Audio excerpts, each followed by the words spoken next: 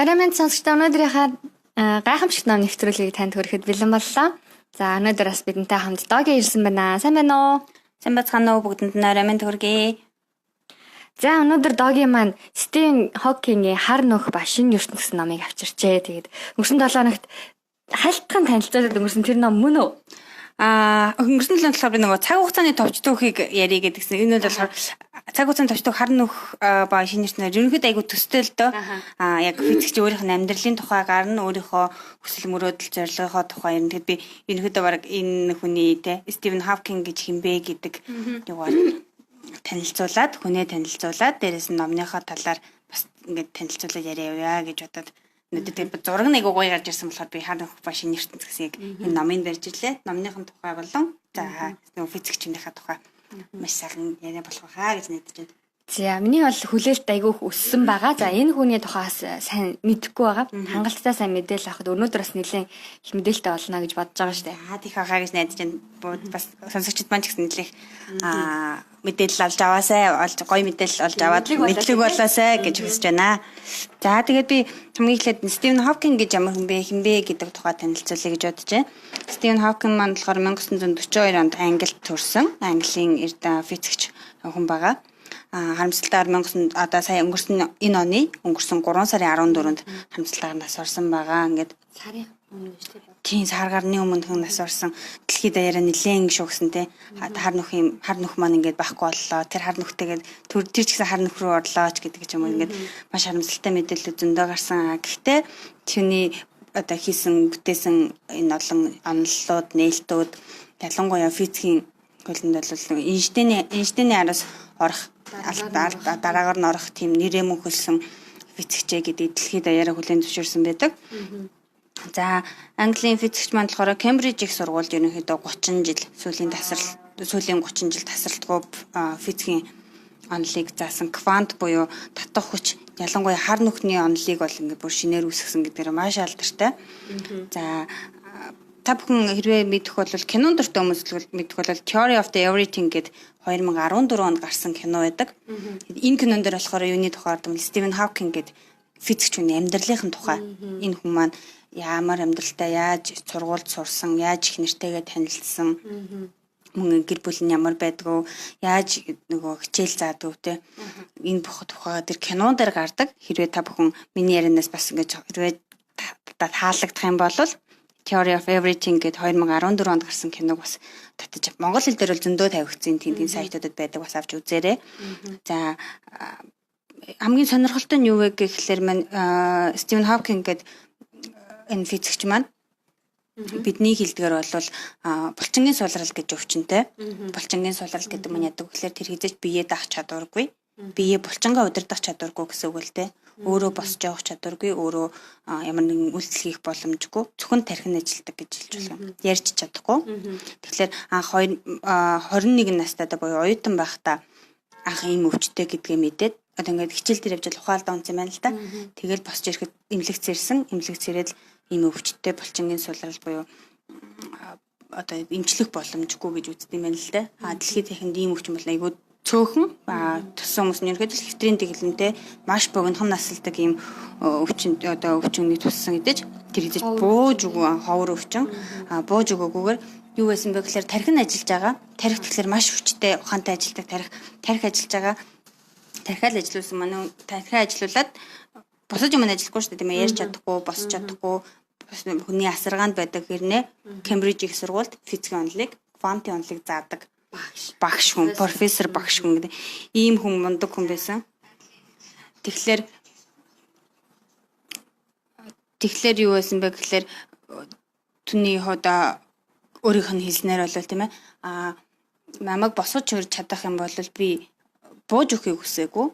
Булчингийн сулрал гэдэг өвчнөтэй хэдий ч гэсэн би бууж өгөхийг хүсээгүй. Ягаад гэвэл миний тархи ажиллаж байна. Энэ тохиолдолд би хийж бууж өгөхгүй гэдэг өөрийгөө одоо өөрийгөө ялан дэлнэ гэдгийг бол яг бодит амьдралаараа нотолж харуулсан юм хүн байдаг.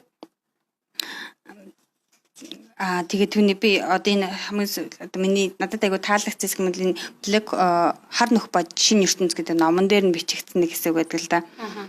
Нэг бол авьяас чадвар чинь ямар ч хүч чармаалт гаргахгүй байхыг бололцоог чамд болгоно. Үгүй бол чи өөрийн ухааны хомсыг хүлээн зөвшөөрч азгүй болно гэж ойлголцсон. Харин одоо илүү үр дүн авахын тулд чи одоо авьяас чадвартай хүн бол угаасаа л ойлгомжтой авьяас чадвараараа гарчин авьяас чадвар чам зайгааг бол чамд хичээхээс өөр ямар ч арга байхгүй гэдгийг ингээ бүр хэлсэндээ тэгэхээр өөрийгөө тэгж хэлсэндээ би авьяас чадварг бол би хичээх юм бол бүх юм бэлэн болдог гэдгийг би өөрөө нотолж харуулъя гэдгийг зүйлсэн байдаг. Тэгээд энэхүүдөө булчин сулал гэдэг өвчтөйгөө мэдснийхаа дараа тэрүүгээр нэлээд удаан ингээд одоо сэтгэлээр унж байсныхаа дараа бол юу хийсэн бэ гэхээр эхлээд буцаад нөгөө амьдралдаа ингээ одоо хичээлдээ орсон гэдэг амьдралдаа орно гэх юм уу те баг багаар бие нь муудаж эхлээл ерөнхийдөө эхэндээ ингээд жоохон ярьдаг байсан бол ярьж чадхаа болоод гар нь хөдөлгөө болоод хөл нь хөдөлгөө болоод ингэсний дараа тэр суумгаа болонгуудаа төвтрийн байдалд ороо те бүрд уламд ордоор байдаг тэр толгойн юу гэж утсан бэл за би ерөөсөө төвчих хэрэгтэй тэмцэх хэрэгтэй юм байна. Тэмцэлтэй тэмцэн. Тэгэхээр хойд нь болохоор маш одоо физикийн тэнхимдээ Кембриж их сургуулийн тэнхимдээ маш их алдартай ингэж сайн уятан байсан болохоор сургуулийн хүмүүс чинь тэрийг маш их тэмцэн болохоор түнд зөвхөн одоо хуруу нөхөнгөө хөдөлтөндөө хуруугаараа л ажиллах боломжтойгоор компьютертэй холбогдсон.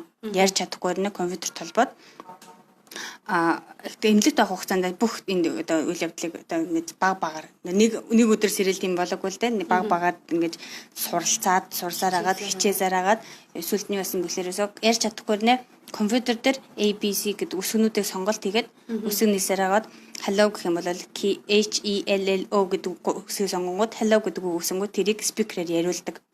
Тэгэнгүүт тэр өөрөө ярьж чадахгүйсэн hello гэдэг үг хэлээд ингэсээр агаад сүултээ Кембриж их сургууль лекц унших хэмжээний бүр ийм одоо мундаг нэг үгэнд бол технологийн дэвшлиг маш сайн ингэж харуулж те амьдрал боломж байдгийг гэдгийг технологи өнгөцсөн үед бид заавал ингэж хэвтрийн тэглэн байх шаардлагагүй гэдгийг амар харуулж чадсан. Тэгээд энэ бүгээрээ ном бичсэн те амар алдартай хамгийн алдартай ном нь бол энэ цаг хугацааны товч түүх гэдэг ном Английн бестселлерт 237 хоног 7 хоног бестселлерыг тэргүүлсэн бүр юм алдартай физикийн ном бичсэн байдаг. Тэгэхээр түүний физикийн номнууд нь болохоор одоо бидний мэддгээр бол физикийн ном гэхлээр нөгөө амар юм шинжлэх ухааны нэг юм онлогтэй хатуу томьёо яваал томьёо тайлбарлал нэг тийм төсөөлөл байдаг шүү дээ. Стивен Хокны болохоор ерөөсөө томьёо байдаггүй. Номнууд нь одоо энэ бидний бүхний харж байгаа хар нөх ба шинэ ертөнц бол тэр физикийн онолтой галактик гэдэг энэ тухай ярьж байгаа. Тэр галактик ийм өргөн галактик, ийм хар нөх ингэж сордог, ингэж татдаг гэж юмны тухай бичиж байгаа ч гэсэндээ дотор нэг ширхэгч томьёо байдгүйгээрээ маш алдартай. Сонирхолтой онцлог нь байгаа. Энгийн хүмүүстэй заавал физикч биш зүгээр энгийн бид нар уншихад хүртэл маш ойлгомжтой харуулж чадсанараа бүр одоо дэлхийд дахин их алдаршсан гэж би хувьдаа үзээд байгаа. За тэгээд номнууд дээр болохоор би номныхоо тэмдэглэлээс ингэж сөхөж хараад байна л да. Би энэ номыг болохоор анх 2014 онд уншижсэн. Одоо бас 4 жилийн өмнө уншижсэн ном байна. Тэгээд номын тэмдэглэлүүд дээр би юу бичиж үлдээсэн бэ гэхээр тухайн энэ ном нь болохоор 200 гаруй монгол хэл дээр л 200 гаруй хуудас ном байгаа. Би бүгд найрамд Солонгос улс дахь номон дурлагчдын клубээрээ дамжуулаад номын файлыг оруулъя. Та бүхэн хүсвэл татаж авч уншаарай. Онлайнаар e-book-ээр номонд байгаа. Цаг хугацааны товч түүх маань болохоор PDF файлаар бас оруулах боломжтой байгаа. Бас клубын групп дээр оруулаад та бүхэн сонирхол авч уншаарай.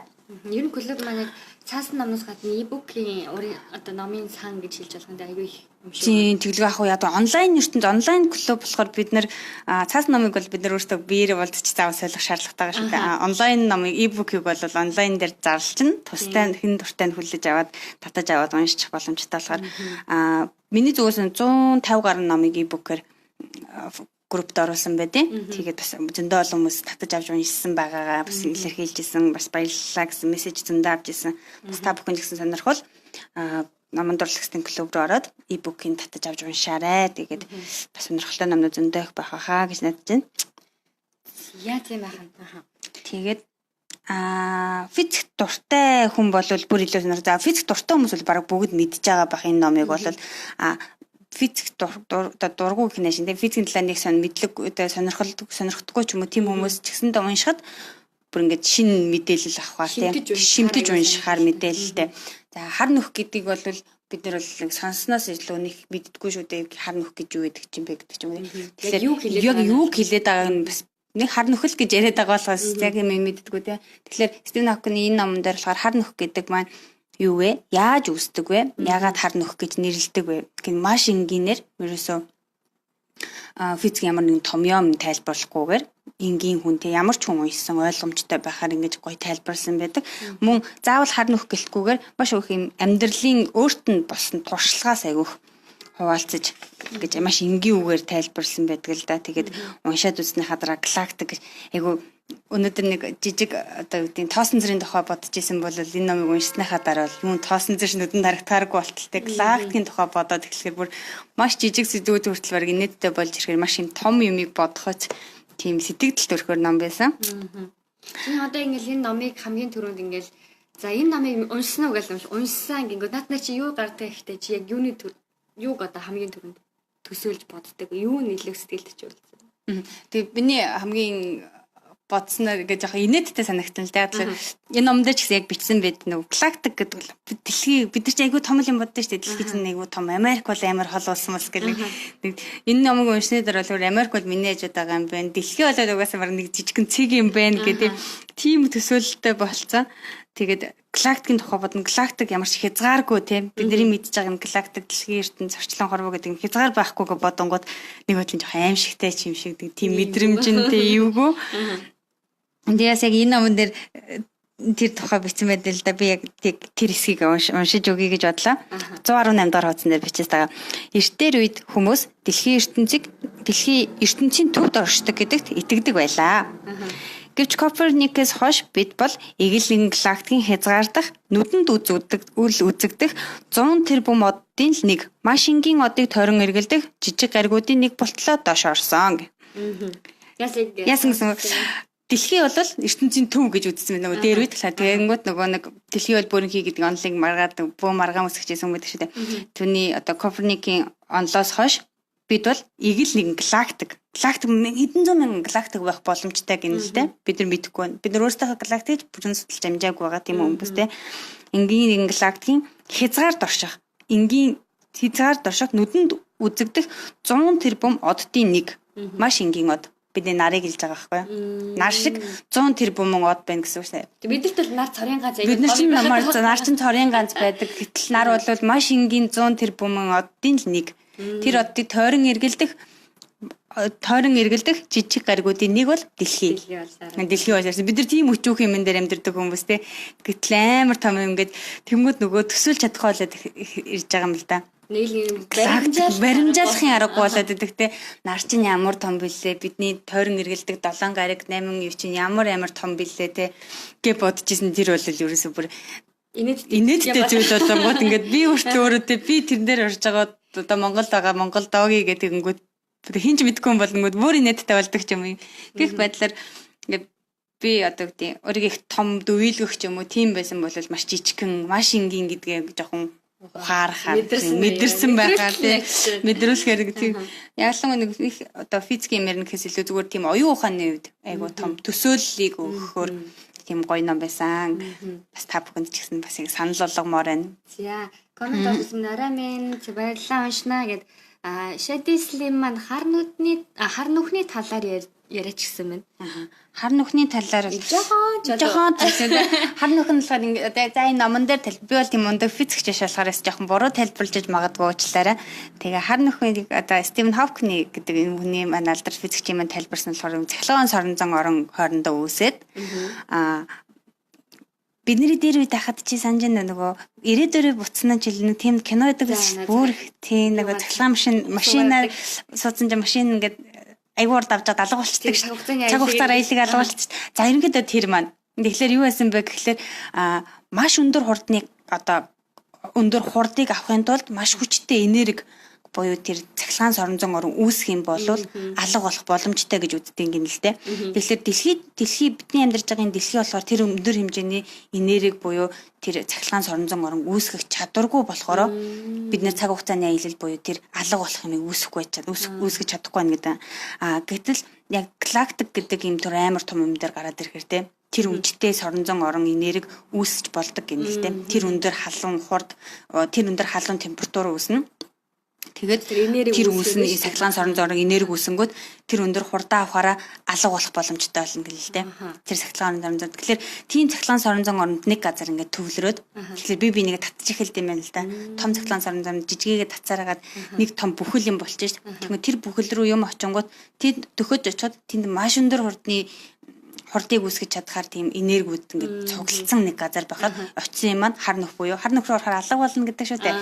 Тэгэхээр тэрэн дотор орчхоор тэр маань алга болсон биш бидний нөгөө мэддгээр цаг хугацааны аялал нөгөө талруугаар явцсан. Тэгэхээр тэр маань Стивен Хокинг гэж тайлбарсан гэхээр хар нөх рүү орсон юм болон алга болдгүй. Тэр буцаад цаатлаа аль нэг хар нөхний амар гарна. Шинэ ертөнцид ч очиж болно. Ингэрсэн ч чинь ирээдүйд ч чинь хаан ч би тэрийг бол хэлж мэдэхгүй байна. Гэхдээ хар нөхөр орсон бол тэр бол ингээд алга болчихж байгаа юм бол биш ээ. Гарнаа. Тэгээд дэлхий дээр тэгвэл ягаад ийм цаг хугацааны аялал боломжгүй байна гэхлээр тэр энэ дээр тэр айхтар өндөр цахилгаан соронзон орон үүсгээрээ үсэд маш өндөр хурд авахын тулд маш их өндөр температур халуун температур гаргахаар бидний байгаа нөгөө төмөр дугуй машинаар ярих юм бол дугуй эрзэн чинь хамгийн чи хайлаа шатаад дуусчих нь шүү дээ. Юу цаг хугацааны аялал болоод аялалтай мантай болоод шатаад дуусчих нь шүү. Тэгэхээр дэлхий дээр тийм юм хийж дэлхийн гэдэг энэ гариг дээр тийм юм бол үүсэх боломжгүй. Харин задгаа галактик гарахаараа тэр соронзон орон тэр өндөр температур тэр өндөр хурд энергийг үүсгэж чаддаг болохоор цахилгаан соронзон орон үүсээд тэргээр тэр нь төхөж очсон юм бол тэ бүхлөтэн гариг тэржээгээр орчдөг гэдэг ч юм уу тэ иймэрхүү юмнууд байдаг шүү дээ. Тэгэхээр тэр маань үүсчдэг. Харин тар нөхрөө тэгээ дөхөө очичоор нөгөө нэг өндөр хурд энергист нь ороод сорогдоод явчихна гэж сорогдоод л болчихдог байна шүү. Тэгтээ Стивен Хокинг тэрийг ингэж тэгвэл айгүй энгийгээр одоо яг надад би ингэж тайлбарлахаар хүмүүс нэг юм ингэж соронзоор үсээ сараад болчихсон ойлгомжтой. Хокинг энэ ном дээр яг нэг иймэрхүү байдлаар маш энгийнээр тэгтээ миний ярьснаг бодвол жоохон дэлгэрэнгүй маш дэлгэрэнгүйгээр энгийнээр тайлбарладаг. Би харин сая Стивен Хокинг нөгөө нас барснаа 3 сарын 14-нд насаараад ингэсэн чинь хар нөх одоо ингээ байхгүй болчлаа гэж дэлхийд дээр шууржсэн чинь тэр болохоо нас орохын өмнө хэлсэн бүр хамгийн ингээ бүр сенсац дэгдээсэн үг нь байсан гэхээр хар нөх рүү алга орсон юм бол алга болдог гэж хүмүүс ойлгоод байгаа шиг байна. Үгүй хар нөх рүү орсон юм буцаж аль нэг өнцгөрөө гардыг юм аа. Дахиад тэгэхээр тэрний шин нэмний эхлэл болд юм аа. Та өөрийгөө хар нөхөнд орсон гэж бодож байгаа бол аль юмд одоо өөр хүн ямар нэгэн байдлаар бүтлгүүтэх ч юм уу те юм байх юм бол та өөрийгөө хар нөхөнд орсон биш харин шин нэмний эхлэл рүү орсон байна гэж одоо ингэж хэлсэн нь бүр ингээд дэлхийд нэг бүр шууруулсан айгаа алдартай үг болсон байсан. За хар нөхний талаар бол ийм тодорхой мэдээллийг бол бас энэ хүрээд өндөрлөмөр байна. Миний болохоор бас жоохон ичээд байна л да. Яг л нөгөө агро физикч ч юм уу тийм хүн биш болохоор ингээд жоохон буруу ярьчих вэ гэж айгаад байна. Тий. Хүмүүс буруу мэдээлэл өгчих вэ жоохон айгаад байна л да. Тэгэхээр энэ номыг уншсны дараа надаас айгүй олон манай нэг юм физикч юм уу тийм чиглэлээр сурдаг хүмүүс за ямар байсан гэдэг. Надаас яг ингээд ам асуухт нь би бүр ингээд чичиржсэн л да. Яа энэний үнд одоо буруу хэлчихвээ, буруу тайлбарлаж өгөө. Тэд нар бол яг физикч биш хүн ч гэсэндээ ингээд жоохон мэдлэгтэй болчихвол айгүй тэр хүмүүс айгүй гоё санагддаг юм шиг байлаа л дээ. Тэгээд надад бол жоохон айцтай хүмүүс жоохон буруу юм хэлчихвээ, буруу ярьчихвээ гэдэг яг. Гэхдээ бол мэдгүй одоо үүдээ мэдгүй хүн гэж юм уу хар нөхний талаар физикийн талаар ч юм уу юм байх юм бол энэ номыг уншаад бол зүгээр энгийн нэг физикч үнтэй үг салах хэмжээний мэдлэгтэй болж чаднаа гэдгийг би бол хэлмээр байна. Тэгэхээр айгу инженеэр бас сонирхолтой аргаар хичнээн физикийн тухай ч гэсэн бас инженеэр бичсэн болохоор дунд сургуулийн хүүхдүүд унших гэсэн ойлгомжтой байгаа шүү тийм шүү дунд сургуулийн физикийн хуульчийг хичээлээр төгссөн л бол энэ номыг уншаад бол бүгд ага шууд хүлээж авч ойлгох хэмжээнд тийм тэгээд бас нөгөө Стивен Хокингнаас бас нэг юм телевиз радиогийн сэтгүүлч асуусан байт юм байл л да. Та яагаад физикийн үйлийг сонгож байгаа юм бэ те? Тань шиг юм мундаг толгойтой юм бол физик биш гэлээрээ өөртөө хуйлч юм уу те? Ийм юм сонирсан бол бүр илүү их ингээд алдартай болох юм биш үү гэдгсэн чинь түүний хариулт нь бүр илүү сонирхолтой бүр физик дурлахгүй байхын аргагүй болчихлоо. Тэгээд юу гэсэн бэ гэхээр төрийн хуулиуд бол нэг л оронд үйлчилдэг бол физикийн оронд физикийн хуулиуд Их Британд, Японд ч нэгдсэн улсад ч адилхан үйлчилдэг. Бүр ангараг гараг дээр Андромедын ванан дотор ч гэсэн физик үйл адилхан хүчинтэй үйлчилнэ. Тэгэхээр миний хийж байгаа юм бол ганцхан одоо британд ч гэлтгүү тий ангараг дээр ч үйлчилж байгаа би юм хийж байгаа тийм болохоор ганцхан орны хуулийг судлаа сууж байгаа нь бол надад л арай жижиг харамсалтай байна гэж хэлсэн байсан тий.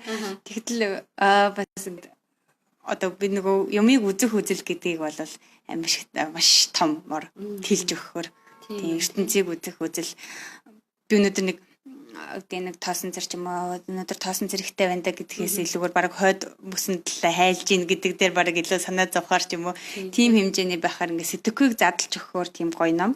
Тийм болохоор би залуучуудыгаа илүү сонирхоосоо хүүхдүүдийг одоо бага насны хүүхдүүд бол биелийн үг сонирх юм бол маш их өргөн ертөнцөөр юмыг харах. Тэгээ ганцхан физик гэлтгүүгээ зөв юмыг харах бидний нүд маань их өөрчлөлт харах үнцгийг тийм өөрчлөхөөр ийм чухал гоё сэдв юм болов гэж бодож өнөөдөр зориулж барьж ирсэн номнууд юм нэг байгаамаа. За тэгэхээр энэ ном аль хэдийн монгол хэл дээр байгаа учраас те айхтар нөгөө солонгос номны хувьд бол орчуулга нь байдгүй гэсэн асуултууд гарч ирдэг бол энэ ном аль хэдийн монгол хэл дээр байгаа учраас үнэхээр уншаад үзгээд алдахгүйгээр ямар ч байсан багадаа нэг 5-10 мэдлийг толгойд авч үлдэхээр те физикийн талаар энэ ном дээр маш олон зүйлсийг бид нэр ойлгоод цээшэд үлдэхгүй ч гэсэн яг чухал та өөртөө ямар сонирхолтой юм бэ ямар сони юм бэ гэсэн мэдээллүүдийг яхаа арга авч үлдэх ном шүү гэдгийг бас хэлмээр байна. Тэгээ миний хувьд айгүй гоё сонирхолтой зүгээр сонсч байсан өөрөө яг нэг гардаж уншиж амжаагүй сонсч байсан болохоор одоо ингээд сонсхолоор гоё байна. Өшөөр уншмаар санагдана. Тэгэхээр зарим хүмүүс нэг уран зохиолын ном уншдаггүй ч юм уу эсвэл нэг тийм ном уншдаггүй жоох юм сонирхолтой ном уншмаар байдаг гэдэг гэсэн хүмүүсэд гэжтэй тийм хүмүүс бол дадал явдалтай өөрөө төсөөлж чадахгүй юм ингээд хараагүй юм төсөөлж чадхаар тэ өөрөөрөө төсөөлнө гэсэн үг шүү дээ. Галактик хараагүй юм бол тэ Стивен Хокинг калиберснаар би өөрөө төсөөлөхөр миний төсөөлийн галактик үүснэ гэдэг манаас л шал өөр шинэ ертөнц байх болов уу гэж найдаж байна. За хаана тэгээ танаа хаанаас олж унших уу гэдэг байна. Танаа гэхэлэр маань нэг группийг асуусан баг дээ. За олж уншихтаа хэдэн зориулаа группийн тухай. Тийм за группийн тухай л танилцуулъя олж уншихын өмнө группийн нэр маань болохоор Монгол бичгээр Кирилл бичгээр бүгд найрамдах Солонгос улс дахь БНС-г бичсэн байгаа. Товчлоод Солонгос улс дахь номон дурлагчдын клуб гэсэн нэртэй групп байгаа. Хаалттай групп болохоор заавал френдшип нөгөө join хийх шаардлагатай. За тэгээд групп дээр ороод группийн файл доторхыг үзэх юм бол ерөнхийдөө Стивен Хокинг яг энэ номыг e-book-ээр нь оруулсан файлууд байгаа. Бас цаг хугацааны товч түүхийг болохоор PDF файлаар оруулсан файл сайхан оруулсан болохоор бас ойрхон байгаа.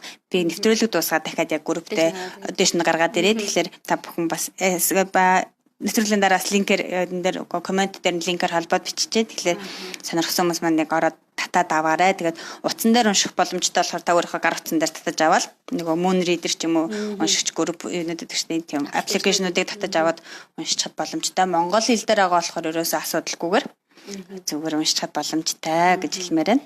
За тэгвэл бас давхар асуулт хоёр талтай асуулт байгаа учраас радиогоос танилцуулъя гэж бодож манай радио маань болохоор тархсан монголчууд буюу clear тархсан монголчуудад зориулж контент хийдэг радио байгаа. Тэгээ бид нэр аудио болон видео нэвтрүүлгүүдийг хийж байгаа. Таны одоо сонсож байгаа нэвтрүүлэг маань аудиогийн төрөлд орно. Тэгээд бид нэр нэгд өдөр болгон гайхамшигт ном гэсэн нэвтрүүлгийг хоёр дахь өдөр болохоор дэгжин зүрх гэсэн гэр бүл хүүхэд хүмүүжил эмэгтэйчүүд хэвшлэн сонсдог нэвтрүүлгийг хүргэдэг байгаа. 3 дахь өдөр болохоор Сөүл студ буюу манай радиогийн одоо мейн маш чухал нэвтрүүлэг. Энэ үеэр бид нэр заримдаа Монголоос ирсэн зочдыг ч урьж оролцуулдаг.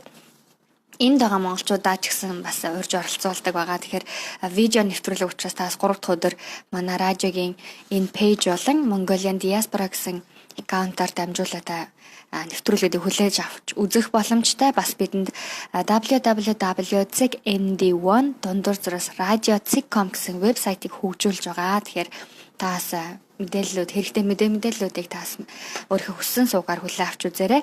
Мөн өнөөдрийн нэвтрүүлэгдсэн өмнөд нэвтрүүлгүүд бас YouTube дээр ордог байгаа. YouTube дээр mdone заавад радио гэж бичих юм бол номны тухай та үнэхээр номын хорхоотон бол бас номнуудыг танилцуулсан видео болон аудио нэвтрүүлгүүд бий шүү гэж хэлэх байна. Тэгээ манай Сөүл студ гэдэг нэвтрүүлгийн нэрнээс анзаарсан бол бид нэр Сөүлээс нэвтрүүлгүүдэд хүргэж байгаа. Сөүлд студ минь байдаг. За эргээд номногоо орой хариулт хангалттай болсон баха гэж бодож байна. Асуух зүйл байл чөлөөтэй асуугаарай. За. дахиад хэнэ хавкдын талаар нэг жоох юм ярмаар санагдлаа л да. Тэгэхээр та бүхэн хэрвээ баг энэ Theory of Everything гэдэг киног үзсэн нэлийн 3-4 жилийн өмнөх кино болохоор үзсэн бол нэлээх байгаа. Түүний амьдралынх нь бол гайхамшигтай тийм мөчүүдийг бол би яг хүмүүст яг энд байгаа хүмүүст хэрвээ та хар нөх ба шинэ ертөнц номыг уншиж чадахгүй болвол тэр киног нь үзээрэй гэж би хэлдэг. Ядууш тэр киног нь үзээрэй тий. Зарим хүмүүс кино үзэхлээр би ном унших дуртай, зарим хүмүүс эсрэг ном уншихаас кино үзэх дуртай гэдэг хүмүүс нь сонирхол өрөөд гэштэй. Ном уншихаас амжихгүй байна. Би цаг яагаад амжихгүй байна гэх юм бол тэр дуун дээр бол нэг хар нөхний тухай ярихгүй. Зүгээр Стивен Хокинг гэж энэ хүний тухай хувийнх нь амьдралын тухай гардаг кино байгаа. Тэр киног нь үзээрэй. Үнэхээр та бишрэх баха бас ингээд амьдрах ирчгүч урам зориг авах байх гэж бодож байна. Ягаад тэгэхээр өнөөдөр ийм өвчтэй хэрнээ өнөөдөр ийм гайхалтай одоо үйл явдалтай гэдэг тийм шинжлэх ухааныг ингэж хөгжүүлж чадсан хүн тийм бид нар тэгтэл хажууд цоо хоёр үл юм байгаа нэ юу ч хийхгүй явж байгаа гэдэг нь өөрсөндөө бараг их айгу дутагдaltaй байгаагаа бараг гимшиг сэтгэл төрөхөөр хэмжээний тиймэрхүү бодож явдлуудыг гаргадаг болохоор үнэхээр гайхамшигтай гэж хэлмээр байна. Тэгээд тэгтэл бас юу штэ хүмүүс их ярьдаг штэ зохиолоо гүйцсэнгүй гэж кинон дээр бол яг энэ хүний ертөнцийг илүү таньж мэдээг гэвэл яг номнуудыг илүү унших.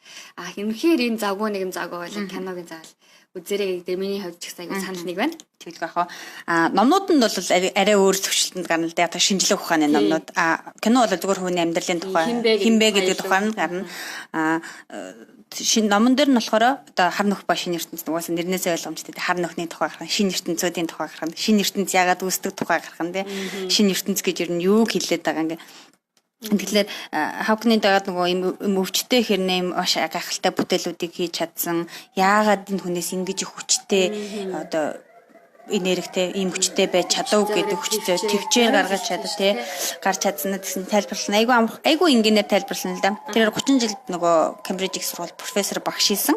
Тэгээд өөрийгөө л ерөөсөө хэлсэн юм. Би надад шавнараасаа хоцрохгүй байх хэрэгцээ шаардлага намайг чивхээс аварсан. Хэрвээ тэр багш ч юм уу юм нэг тийм одоо гэдэг шавтай байгааг бол тий өнөөдөр нэг шавд юм заагаад бас маргааш дахиад шин шав орж ирнэ. Шин шав багшаас дахиад шин юм үүснэ. Багш нь байх хэрэгтэй. Багш дээшээ дэвшилтэд байх хэрэгтэй. Багш идэж шавнаас уцарч чадахгүй байх хэрэгтэй гэдэг энэ хэрэгцээ хавкныг ерөөсөө хөшүүрэг болгоцсон. Ерөөсөө би зүгээр сууж болохгүй юм байна. Би юм хийх хэрэгтэй юм байна. Би маргааш орж ир шин шавын өмнө би хэлэх хөхтэй хийсэн юмтай байх хэрэгтэй гэдэг тэр хэрэгцээ шаардлага нь хавкныг өнөөдөр ийм дэвшилтэд технологиг ашиглаад өөрийнхөө энэ оюун ухааныг дэлхийд дахин төнүүлж чадхаар тэрх айхтар хөшөөрөг болсон юм байна гэж бодсон. Тэгээд багш хүм гэдгээр бас их одоо хэцүү мэрэгжил юм байна. Хүнээс ам баян өөрийгөө шинчилдэг тий. 30 жил профессор хийсэн хүн бол гайхамшигтай байхаас аргагүй юм байна гэх тийм хэрэгцээ шаардлаган дээр өөрийгөө одоо өөрийнхөө тайлбарлсан хэрэгцээг хангахын тулд би надад л тийм гайхамшигтай юм байхгүй. Би зүгээр шамнараас оцрох байхын тулд энэ өдөр ийм юм хийж амьдэрсэн юм аа. Онцгой шалтгаан байхгүй. Тэг би одоо хин нэг та ямар гайхамшигтай юм бэ гэл ингэж амьдраад гэсэн чинь тийм гайхамшигтай бол бишээ би зүгээр шамнараас л оцрохгүй байх хэрэгцээг л хангасан хүн. Тэгэл зүгээр баг тэгэж амьдэрсэн чинь л ийм баг юм болчлоо гэж тайлбарсан байгаа нь. Түүний юм хөврүүд тавьсан юм шиг ингээнээр хэлээд. Айгу ингээнээр хэлээ. Би бүр ингээд уншдаг хатаар юу илээ ингээд гайхсан л да хүмүүс чинь биднэрт нөгөө ингэж гайхамшигтай өнгө угаасаа л юм төршгийнлэгийн гайхамшигтай төрсөн юм байна гэсэн чинь манай хүн бол зүгээр л одоо ингээд маш энгийнээр тайлбарсан бас илүү их бахархах энгийн юм байх тусмаа айгүй игэл юм бүхэн маш их агуу байдгаа гэдгийг харуулж чадсан болоо гэж хөвдөд өгөнсөн. Энэ тийм үг байдаг шүү дээ. Улаан буудаан ургах тусмаа бүх хийдэг гэдэг. Хүн яг нэг боловсрох тусмаа, ухаажих тусмаа, мэдлэгтэй байх тусмаа яг даруй болж чаддаг. Бусдад бас үр өгөөжтэй болж чаддаг.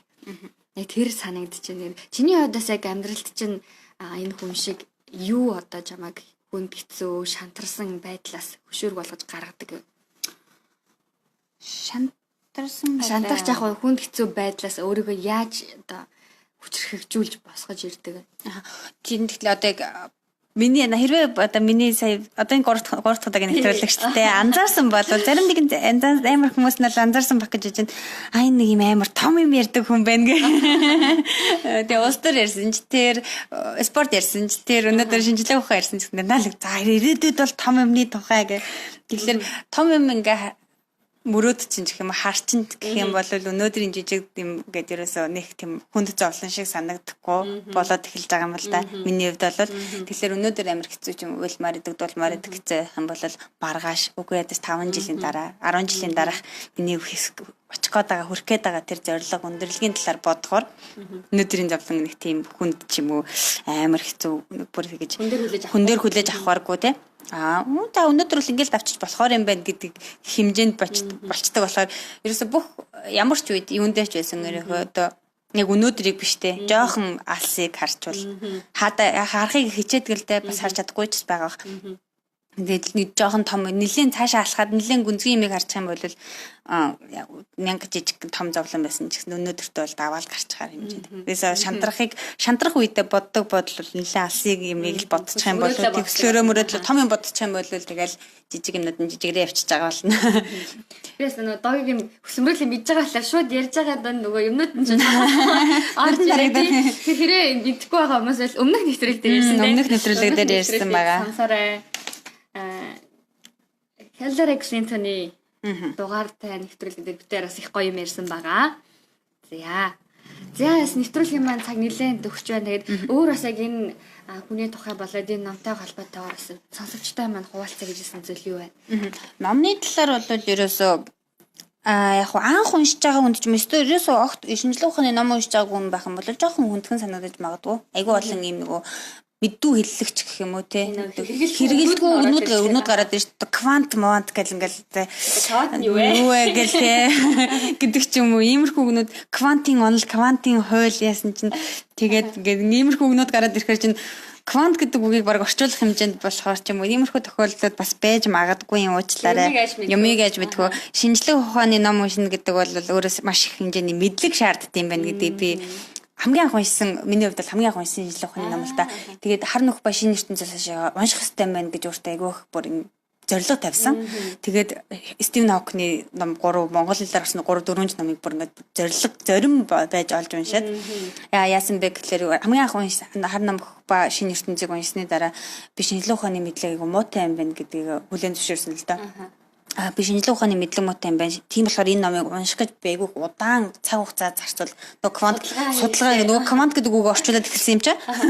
Тэгээд тэрнээс хойш хүн амьтанд одоо хүмүүст ч тэр өөртөө ч тэр шинжлэх ухааны номн унших хэрэгтэй юм байна. Би тэг одоо нээлт хийх биш ч гэсэндээ би тодорхой хэмжээний хин нэгэнтэй очиод юм ярихад би ярих хэмжээний чадвартай тий тэр хэмжээний яриа сэдвтэй байх хэрэгтэй. Тэр сэдвийг хүн надтай юм ярьсан чинь мэдгүй квант гэж юу юм гэж ингэж хэмжих биш. Тэр нь юу юм гэдэг. Наа чинь Монгол үг байд юм уу гэж асуух хэмжээнд биш. Тэр чинь юм эн чинь юм гэдгийг би ярьж чадах хэмжээний мэдлэгтэй байх хэрэгтэй байна гэдгийг айгуусаа ойлгуулсан ном байсан л да. Тийм болохоор би хүмүүсийг бас уншиж үзээрэй. Цаашдаа ч гэсэн шинжлэх ухааны номнуудыг уншиж үзээрэй. Та ямар нэг нээлт хийхгүй ч гэсэн зүгээр маш хэмжээний мэдлэг те төсөөлөл ялангуяа уншихаар нөгөө нэг үзэх юм бол хүний ингээд төсөөлөл харуулсан юм ингээд бэлнэр үлгээд авчдаг шүү дээ.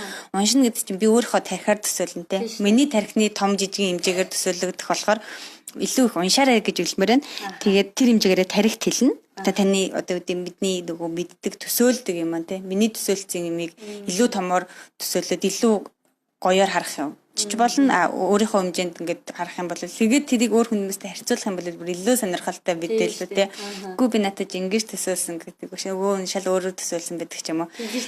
Тэр маш их сонирхолтой байд болохоор төсөөлөх тайлбарлах чадвар асар их хэлнэ гэж би хэлмээр байна. Тэгээд өөрийгөө илэрхийлэх чадвар тархиныхаа хэмжээг бол үнэхээр мэдрэх хэмжээнд байх болов гэж би бол хэлмээр. Тий яг би бол анхудаа уншихтаа бол өөрийгөө төсөөлөх чадвар үнэхээр муутай юм байна гэж хүлээн зөвшөөрсөн. Тэгээд бас шинжлэх ухааны мэдлэг муутай юм байна. Маш их хичээх хэрэгтэй, элен юм унших хэрэгтэй мэд гэдгийг ойлгуулсан ном байсан болохоор бас хэрвээ энэ талын ном уншиж байгаагүй ч юм уу ерөөсөө анзаарж байгаагүй хүмүүс ах юм бол нэг удаа заавал уншиж үзээрэй.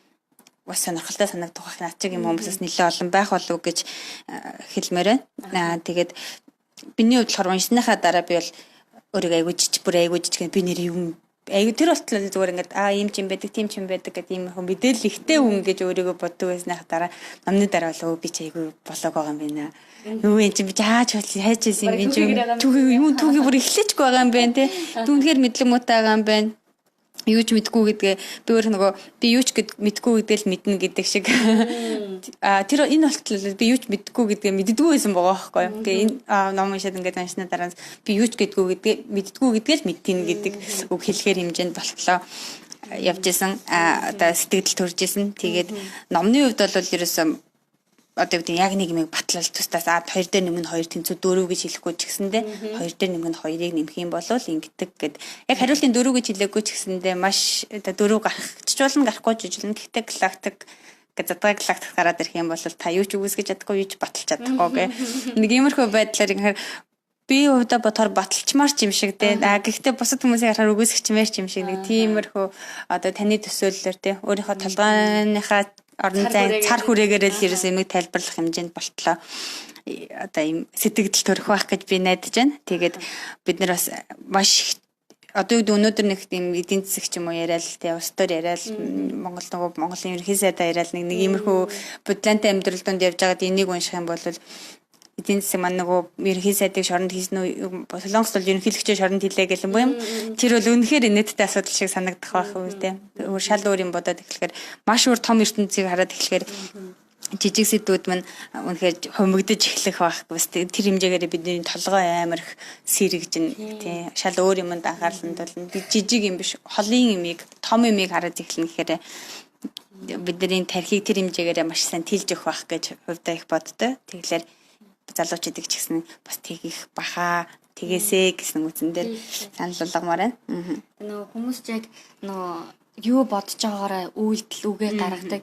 Үнэхээр бидний бодож байгаа зүйл цар хүрээ маань том байх юм бол тэр чинь нэгээрээ хол харж чадна. Тэрийг холыг харж үйлдэж үг хэлээ бас гаргаж чадна. Тэгээд явхлаар бид нар өнөөдрийн асуудлаас ч гэсэн мэдээж чухал амин чухал асуудал байсан ч гэсэн хандлага маань өөр учраас нийтээрээ магадгүй Монгол улс маань айгүй тийм хүлээцтэй ч юм уу те одоо бид нар өмнө нь солонгос хүмүүдээс сурах юм их байна гэд яриад өнгөрчөөсөн бол өөртөө тэрийг хэрэгжүүлэгч нь байж чаднаа гэж бодож юм.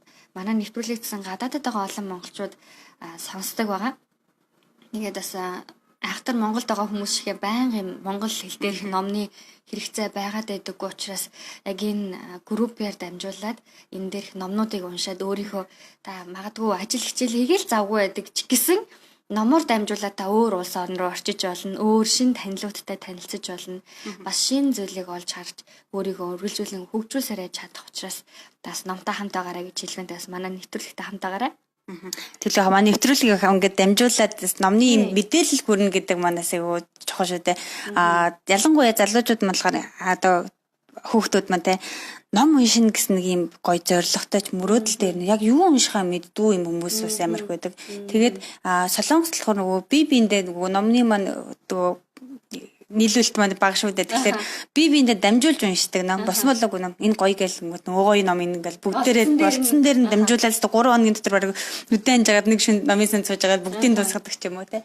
Ийм байдаг болохоор ялангуяа иймэрхүү ном одоо нэвтрүүлгээр бодон дамжуулаад номны талаар ингээд тодорхой хэмжээний мэдээллийг өгөөд одоо тийм номын хүмүүсийн тухай те мөн эрдэмтдийн тухай гэдэг номныхан одоо үйл явдлын тухай мөн номны дараах уншсан сэтгэлийн тухай ингээд сонсцохоор хүн бас тодорхой хэмжээнд дүүлдэж та энэ миний унших ном бол биш юм байна. Энэ бол яг энийг л би унших ёстой ном юм байна гэдэг ч юм уу. Ийм мэдээлэл маань хүрчгээрээ тэр номныг одоо миний сонголтыг илүү их ингээд нарийн болгоод өгч байгаа юм байна. Шүүлтүрт хийгээд өгч чинь шүүлтүрттэй тарих бол бүх ном сайн одоо ном унших нь хэдий сайн ч гэсэндээ тарих бол бас нэг төрлийн хогийн сав биш үү тий. Бас тодорхой хэмжээний шүүлтүртэй өөрийнхөө байр суурь толгойнхаа нийгмийнхаа хэрэгцээнд таарсан номыг унших шаардлагатай.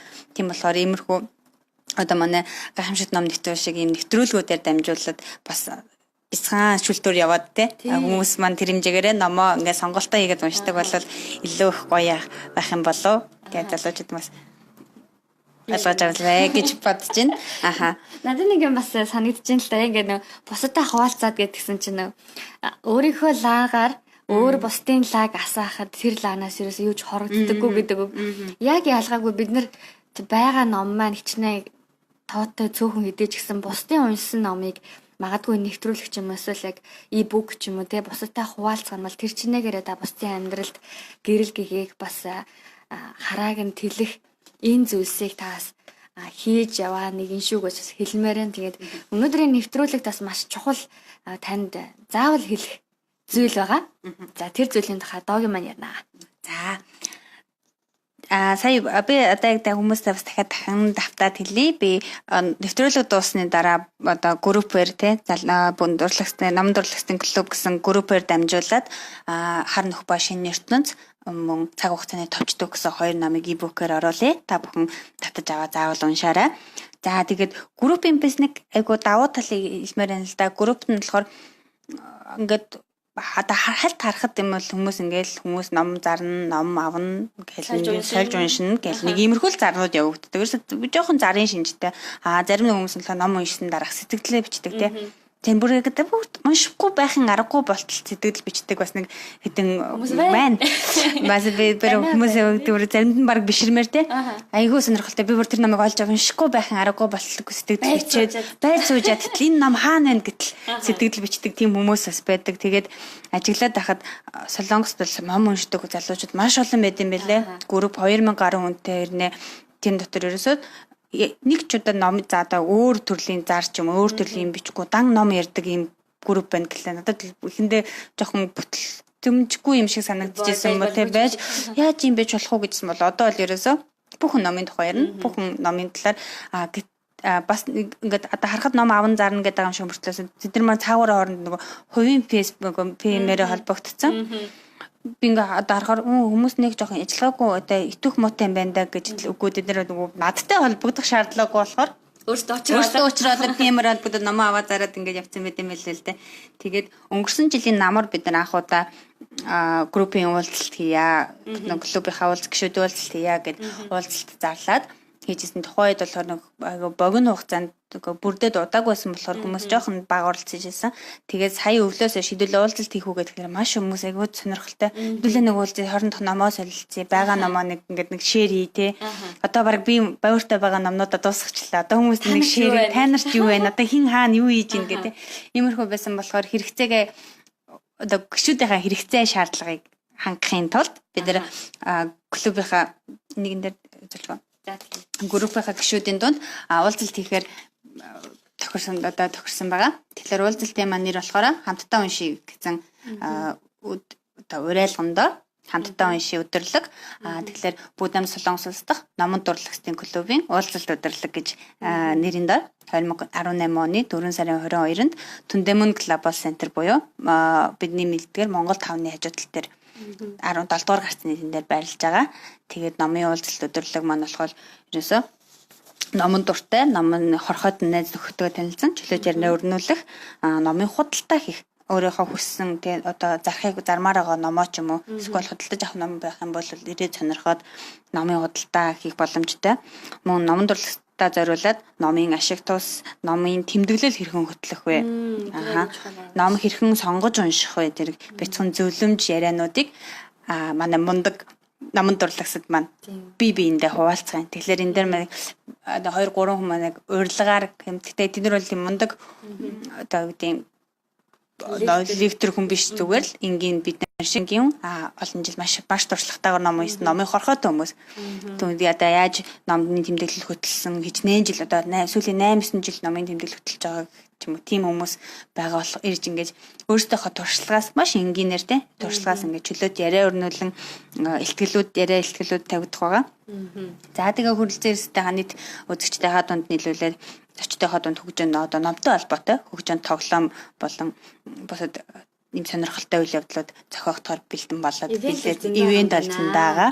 Тэгэхээр номонд дуртай заавал ном худалдаж авахгүй ч гэсэндээ одоо бусдынхаа танилцах те номонд дуртай ямар хүмүүс ирнэ Солонгос ном уншаад ингээд уулзалт цуглаад байна гэдэгтээ танилцах ийм зорилготой. Тэгээ бас хүмүүсийг номтой нэгдээсээ номын өдөрлөх би биентэй танилцаад номоо хуваалцаад би биэнд байгаа номоо бусдтай шеэр хийхин тулд захин байгуулагдаж байгаа. Хамтдаа уншия гэсэн урайндаар 4 сарын 22-нд буюу ирэх бүтэнсэ өдөр уулзалтаа хийхээр төлөвлөд байгаа. Та бүхэн бас өргөнөр орж оролцоорой гэж урмаар байна. За баярлалаа. Тэгээд номыг уншдаг, номонд дуртай, номоор бас босдог тийм залуучууд маань зөндөө ирэх бах гэж бодож байна. За тэгээд дараагийн нэвтрүүлгээрээ ч гэсэн бид нар маш сонирхолтой номыг дараагийн нэвтрүүлэг бас ном бэлэн байгаа те бид нар сонгоцсон байгаа учраас номоо бид та бүхэнд айлуулах яаж сонирхолтой бас та бүхэндээ юу хэрэгтэй байгаа лөө харин танилцуулж байгаа яах вэ? За танилцуулж иж гэсэн Монгол зохиолч байгаа. Анх удаа миний хувьд анх удаа Монгол зохиолчинд Үлдий төгсгөө зохиолч байдаг тийм ээ. Үлдий төгс зохиолчийн Үцгийн хязгаар гэсэн номын тухай ярилцъя гэж утсан. Тэгээ Үцгийн хязгаар номын хувьд бол маш нэлээд Монголд бол нэлээд бестселлер болсон номнуудын нэг шүү дээ. Нэлээд олон үзсэн байх. Гэхдээ Солонгост нэлээд удсан эсвэл 5-6 жил Солонгост байгаа хүмүүс бол бараг мэдэхгүй ч гэж магадгүй байх. Үлдий төгс зохиолчдод сүүлийн үед айгүй хит болж байгаа шүү дээ. Тэгээ миний хувьд бол бараг мэдэхгүй байжаад Солонгос ирснийхаа дараа мэдчихсэн хүмүүс одоо зохиолч байсан болохоор миний хувьд бол маш шинэ содон байсан. За төрний бичлэлт бол маш өөрмөц. Монгол бусад нөгөө одоо хүрнэл зохиолуудын роман бичдэг зохиолчдын харьцуулахад бол маш өөр. Жанрын хувьд шал өөр зохиолч тийм болохоор бас их сонирхолтой, бас их шинэ ертөнц нэгдэх бах гэж бодож байна. Тэгээд дараагийн зохиолчдэр Үлдий төгс зохиолчийн Үцгийн хязгаар номтой та бүхэн бас хамтаагаарай гэж урмаар байна.